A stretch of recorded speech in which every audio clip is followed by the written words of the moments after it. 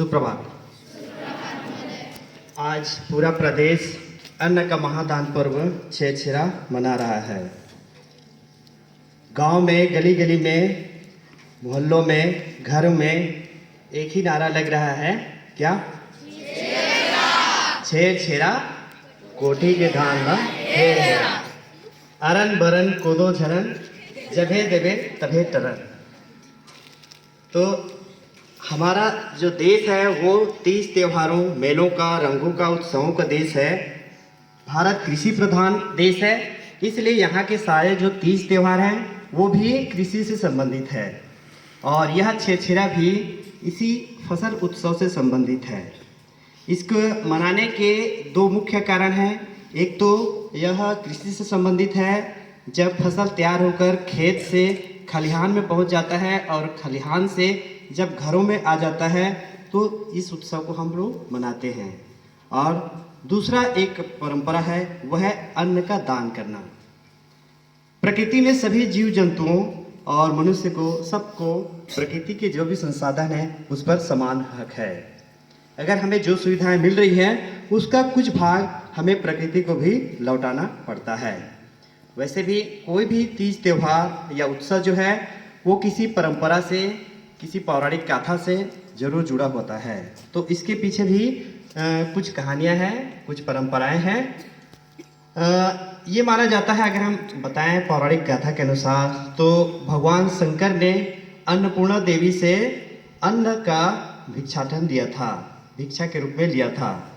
तो अन्नपूर्णा देवी के द्वारा भिक्षा अन्न के रूप में देने के कारण भी हम इस पर्व को मनाते हैं।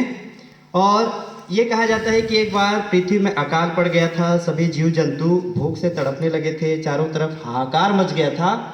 तो सभी ऋषि मुनियों ने, देवी देवताओं ने माँ दुर्गा को आह्वान किया था। तो उन्होंने शाकंभरी देवी के रूप में अवतरित लिए और धन धान्य से पूरे धरती को परिपूर्ण कर दिया था।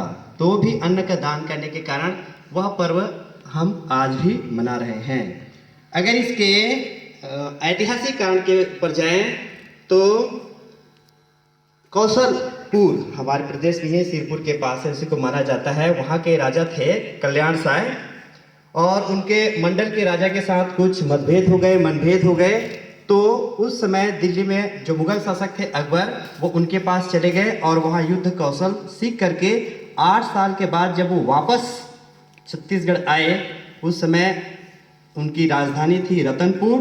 तो वहाँ की जनता अपने राजा को देखकर, जो पूरी तरह से युद्ध कौशल में पूर्ण थे, उनके खुशी मनाने के लिए रतनपुर के चारों तरफ मेले का ही आयोजन किए थे। तब उनकी रानी फुलकेना ने पूरे खजाना खोल दिया था और उन्होंने जनता को धन का दान किया था, धान का दान किया था। और राजा ने तब से लेकर हर वर्ष पुष पुण्य के दिन को अन्न का दान देने का उत्सव के रूप में मनाने का निर्णय लिया था। इस कारण आज भी हम लोग इस दिन को छेरछेरा पर्व के रूप में मनाते हैं। बौद्ध धर्म के अनुसार भी उनका जो आपको मालूम है, जो सिद्धार्थ हैं, जिनको बोधि वृक्ष के नीचे ज्ञान प्राप्त हुआ था, इसी दिन पौष पुण्य के दिन ही वो भिक्षाटन के रूप में, भिक्षा अन्न के रूप में ग्रहण किया था। और श्रेय श्रेया जहाँ भी जाते थे वो बोलते थे। तो लगभग 2500 वर्ष के बाद यही श्रेय श्रेया लोगों तक सरल भाषा के रूप में, छेरछेरा के रूप में आज प्रचलित है। तो कहने का तात्पर्य ये है कि जो यह पर्व है, चूंकि हम एक सामाजिक प्राणी हैं, समाज को में लोगों को जोड़ने का काम करते हैं सभी तीज त्योहार, और यह छेरछेरा भी उसी कड़ी में एक पर्व है। इसी आप पूरे महीने भर देखिए, पूरे भारतवर्ष में इस प्रकार के जो फसल उत्सव हैं वो मनाए जाते हैं। चाहे आप तमिलनाडु चले जाइए तो आपको वहाँ पोंगल के रूप में, पंजाब हरियाणा चले जाइए तो वहाँ वैसाखी के रूप में, लोहड़ी के रूप में, आसाम चले जाइए बिहू के रूप में, ये सारे पर्व मनाए जाते हैं। तो ये सारे तीज त्योहार पर्व हमें समाज में जोड़ने का काम करते हैं। बहुत बहुत धन्यवाद।